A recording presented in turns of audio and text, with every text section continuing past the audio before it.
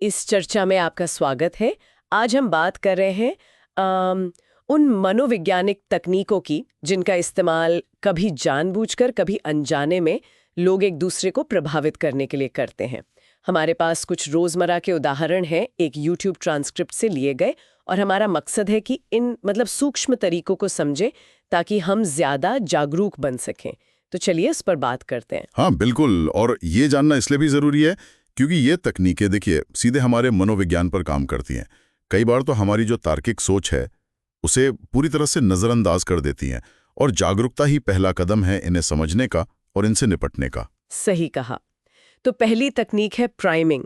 इसका सीधा सा मतलब है कि कैसे पहले मिली कोई जानकारी, भले ही हम उस पर ध्यान न दें, हमारे बाद के विचारों या कामों पर असर डाल देती है।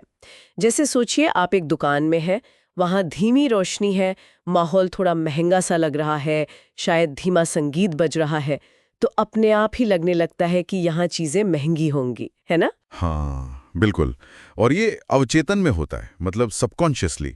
इसी तरह आप देखिए, मीडिया या राजनीति में कुछ शब्द बार बार दोहराए जाते हैं, जैसे सुरक्षा या विकास। अब सीधे तौर पर कोई तर्क नहीं दिया जा रहा, पर ये शब्द ये हमारे दिमाग में एक माहौल बना देते हैं, एक तरह का कह सकते हैं पूर्वाग्रह।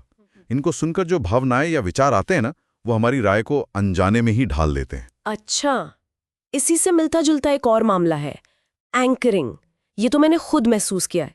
जैसे मान लीजिए मोबाइल फोन लेने गए, पहला मॉडल देखा 75,000 का, भारी लगा। फिर थोड़ी देर बाद वही मॉडल या वैसा ही दिखा 54,999 रुपए में, तो अचानक वो दूसरा वाला दाम बहुत अच्छा लगने लगता है। सही कहा, बिल्कुल। वो जो पहली कीमत थी ना 75,000 रुपए, वो एक एंकर बन गई, एक लंगर। उसने आपकी उम्मीद तय कर दी। ये एक तरह का संज्ञानात्मक पूर्वाग्रह है, कॉग्निटिव बायस।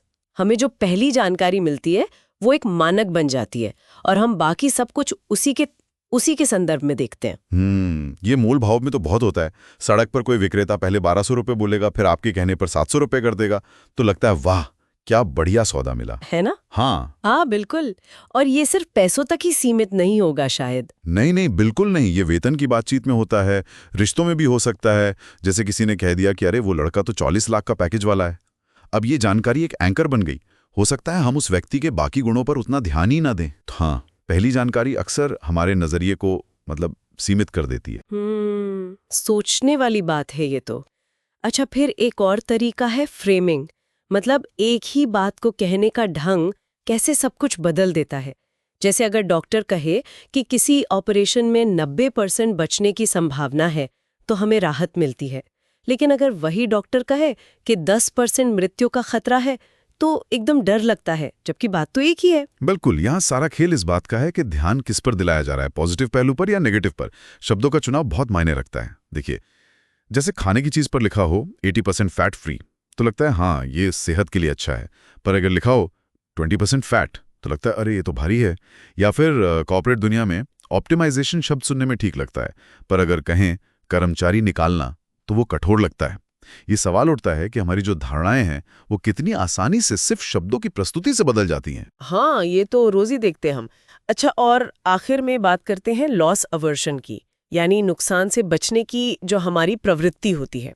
इसका उदाहरण शायद ये हो सकता है कि मान लीजिए कोई ऑनलाइन कोर्स ले लिया, अब वो पसंद नहीं आ रहा, पर क्योंकि पैसे लग गए हैं तो सोचते हैं कि चलो पूरा ही कर लेते हैं, छोड़ने का मन नहीं करता। एकदम सही। या फिर किसी खराब रिश्ते में सिर्फ इसलिए बने रहना क्योंकि अकेले रह जाने का डर है, या लगता है कि इतना समय इतनी भावनाएं लगा दी वो सब खो जाएगा। इसका जो मूल सिद्धांत है वो ये है कि कुछ खोने का जो मनोवैज्ञानिक दर्द है ना, वो उतना ही कुछ पाने की खुशी से कहीं ज्यादा ताकतवर होता है। तो ये डर हमें कई बार गलत फैसले लेने पर मजबूर कर सकता है।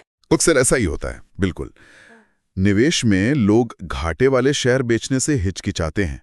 वो उम्मीद करते रहते हैं कि शायद कीमत वापस बढ़ जाए, और इस चक्कर में और ज्यादा नुकसान कर बैठते हैं। राजनीति में भी इसका इस्तेमाल होता है।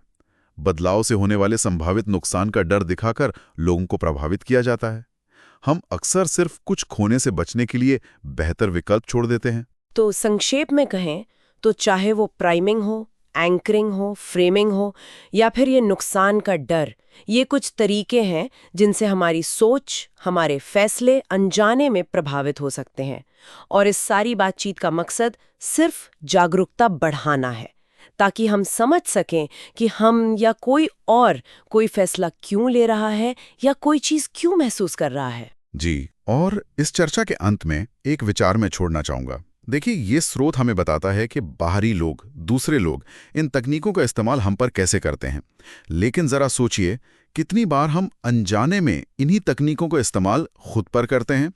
क्या हम खुद ही अपने लिए एंकर नहीं सेट कर लेते, या चीजों को इस तरह फ्रेम नहीं करते कि हम वही देखें जो देखना चाहते हैं, या नुकसान के डर से बदलाव करने से बचते रहते हैं। ये अपने आप में एक गहरी पड़ताल का विषय है मेरे ख्याल से।